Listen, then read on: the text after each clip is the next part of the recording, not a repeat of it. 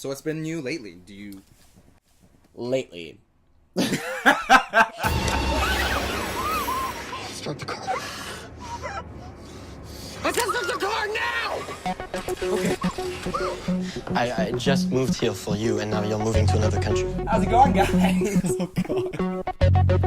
Alright, let's break into this. Okay. Whatever it takes.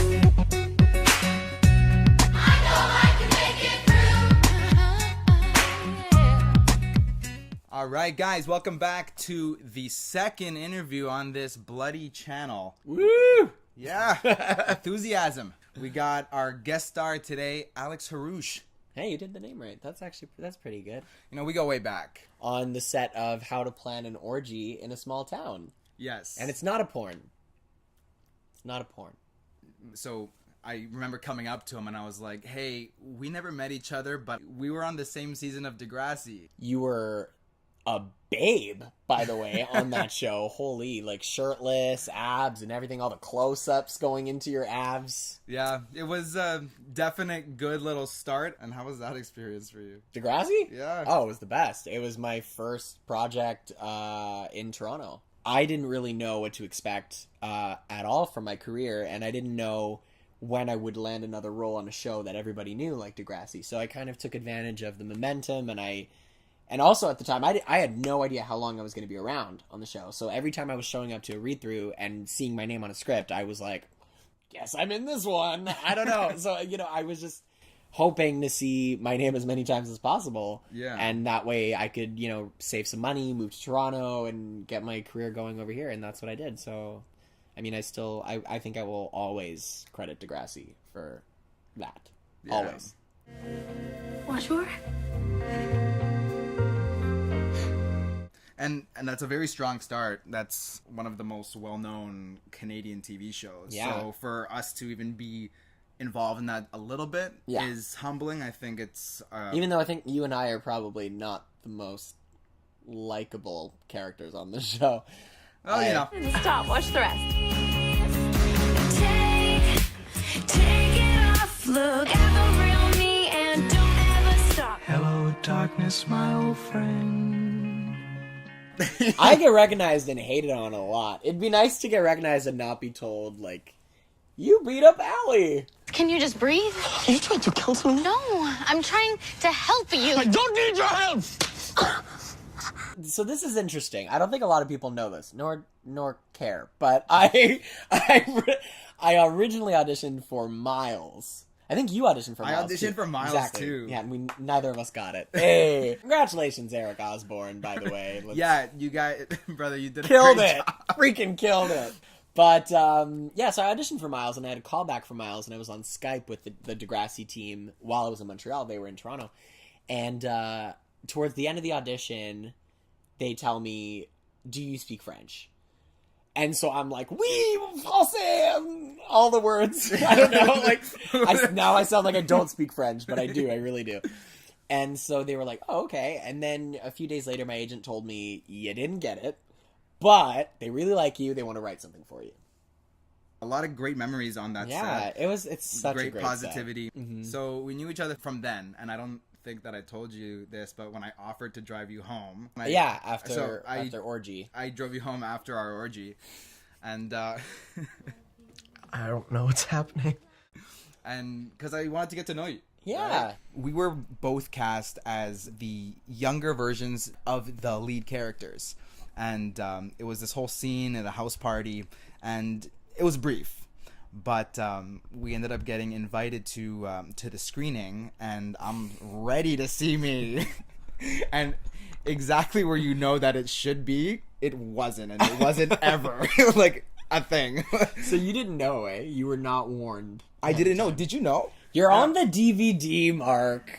Did you get a DVD? Yeah, dude, there's a Blu-ray and everything.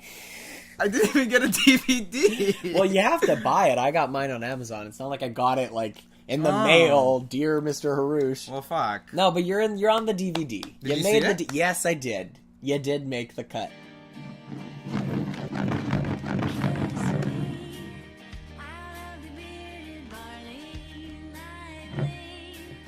Oh, dude, I don't care if she's your girlfriend. A game's a game. I want her fair and square.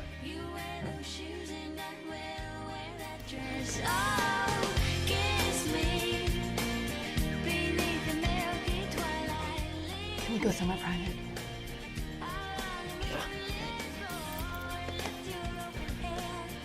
Have fun.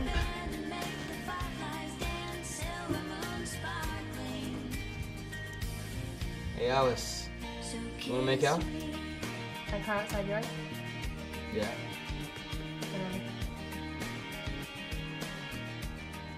Okay, cool. This is very enlightening. This is like some genuine, on the spot, candid.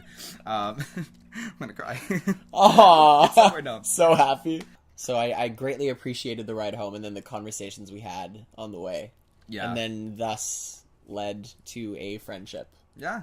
So some deep talks, years go by, and it was good. So anyway, I just really think that it's important for people in a community sort of like Toronto. It's up and coming in the industry.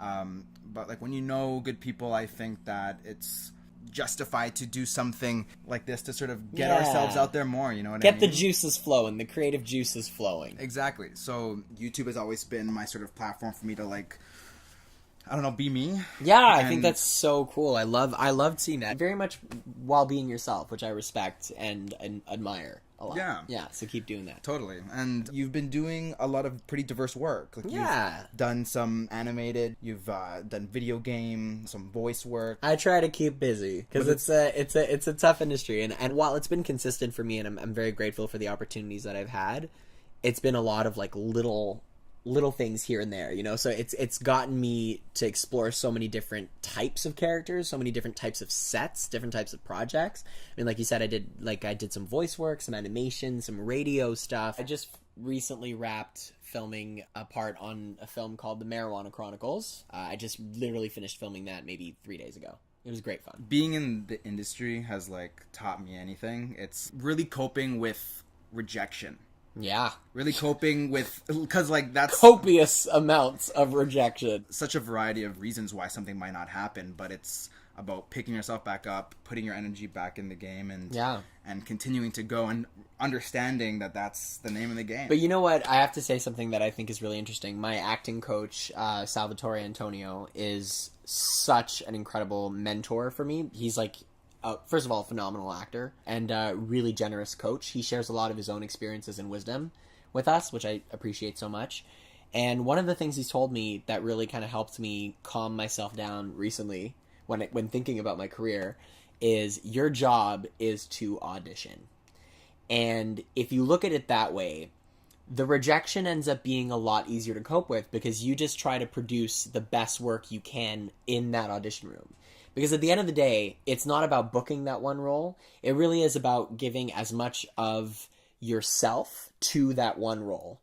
And so the casting director will see what you can bring to the table when called a day, sometimes two, before you actually have to show and present the stuff. So I think that if you can do that, if you can bring as much of yourself and your personality, your opinion of this character to the table, casting will just keep bringing you in until the role fits, and then all of a sudden you book that role, and that's the perk of the job, but that's not your job. Anyway, guys, thank you guys so much for coming out tonight. I'm gonna post a few links down below. You're gonna find out more about him, and this is important. Take this.